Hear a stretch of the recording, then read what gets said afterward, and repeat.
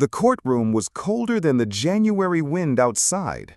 The fluorescent lights buzzed faintly overhead, humming against the silence that stretched long and uneasy. Every bench was full, townsfolk shoulder to shoulder, some pretending they had business here, others openly drawn by the spectacle. In a place like Ellensburg, population just under 8,000, real drama was a rare dish, and this case had stirred a hunger. At the center of it all sat Leonard Briggs, straight-backed in the witness chair. He wore a worn brown overcoat, one hand resting on his knee, the other folded atop a neatly pressed cap, dark green, trimmed with brass insignia.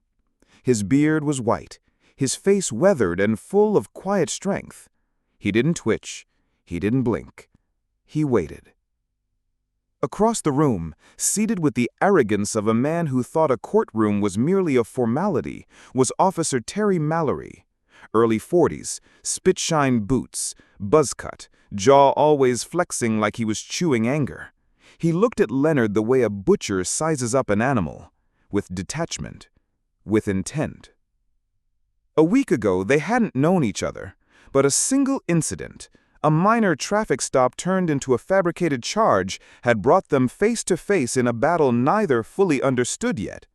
Leonard had been walking home with groceries when Mallory stopped him outside the gas station on 4th, said he matched the description of a suspect.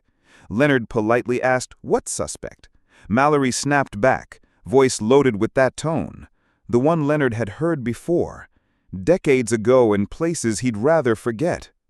Orders barked, assumptions made. Leonard tried to de-escalate, even offered his ID. That's when Mallory called him a liar. "You're not who you say you are," he said, snatching the ID. "This is fake. You're lying."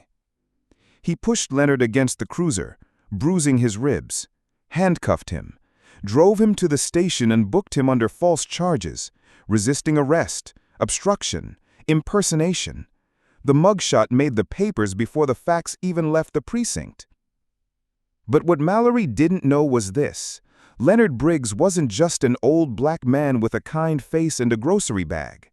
He was Colonel Leonard Briggs, retired, decorated combat veteran, 3 Bronze Stars, 2 Purple Hearts, former commander of the 1st Battalion 7th Infantry Regiment. And now, as Mallory sat cocky and smirking beside his attorney, the courtroom was about to hear every detail. The prosecution called their witness. Leonard stood slowly. He didn't need help. He didn't limp. He moved like he was still in uniform. When he reached the stand, he placed his cap beside the microphone, the green service cap with a golden eagle pin still gleaming. He swore his oath, then began. "I was born in 1952, in this same county. Wasn't always easy, but I learned that discipline, truth, and patience can outlast hate. That's why I joined the Army." He recounted his years, deployments to Panama, Iraq, Afghanistan, leading troops, managing crises, building unity from chaos. He described the medals not to boast, but to illustrate the depth of his service. He detailed his post-retirement life, working with veterans, mentoring youth, staying quiet but present in his community. And then, with razor-sharp clarity, he described the incident. "He accused me of lying, said my ID was fake, treated me like my skin determined my truth. He didn't ask, he decided." His voice didn't rise, but the room was hushed. "I served 36 years. I bled for this country, lost friends, commanded battalions, and that man," he turned and gestured calmly toward Mallory, "called me a liar without knowing the first thing about me." Gasps rustled in the gallery. The judge leaned forward slightly, the first movement he had made in minutes. Even the stenographer paused for half a beat before catching up. The prosecution tried to poke holes, asked if Leonard had raised his voice, resisted, refused to obey commands. Leonard's response was clear. "I followed the same rules I taught my men under fire. De-escalate, maintain control. I offered my ID. He refused to believe it. That's not failure on my part. That's prejudice on his. Then came the turning point.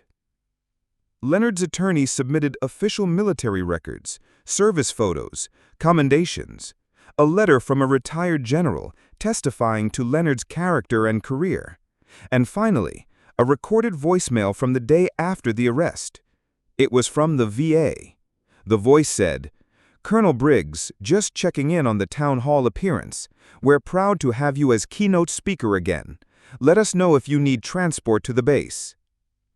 Mallory's face paled. Courtroom whispers surged. But the climax came not from Leonard nor his lawyer, but from a surprise witness, Major Dean Holloway, active duty Army.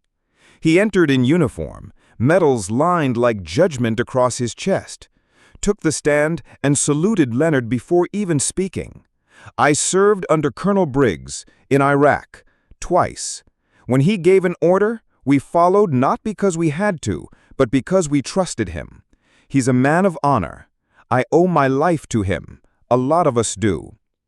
He turned to the judge, and I find it disgraceful he had to stand here and prove it. That was the death blow. By verdict time, the jury looked disgusted, not at Leonard, but at Mallory. The judge's words were blunt. "Mr. Mallory, this court finds you guilty of wrongful arrest, abuse of authority, and racial profiling. Furthermore, your conduct disgraces your oath as an officer of the law." Mallory lost his badge that day, and more than that, he lost his mask. The local paper, once quick to print Leonard's mugshot, ran a full-page apology the next morning. Colonel Leonard Briggs, a hero misjudged. They published his full military biography, photos from decades of service, letters from soldiers he'd mentored. One showed him saluting at a funeral, alone, in the rain, because no one else could make it for the fallen soldier's burial. Ellensburg changed after that. Not overnight, not completely, but people noticed who they'd ignored. Teenagers began asking Leonard about his life. Strangers stopped to thank him. The sheriff's department invited him to speak on bias training. He accepted, but only after demanding real reform. As for Mallory, he disappeared, resigned under disgrace, his pension frozen pending review. No town wanted him.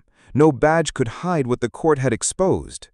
Leonard returned to his quiet life, gardening, teaching, volunteering at the VA hospital, sometimes sitting at the park, his old service cap beside him, nodding at passing kids who waved. He never brought up the trial unless asked, never gloated, never ranted, because he didn't need revenge. He had justice, and when his rank echoed through that courtroom, it wasn't just his name that rose with it.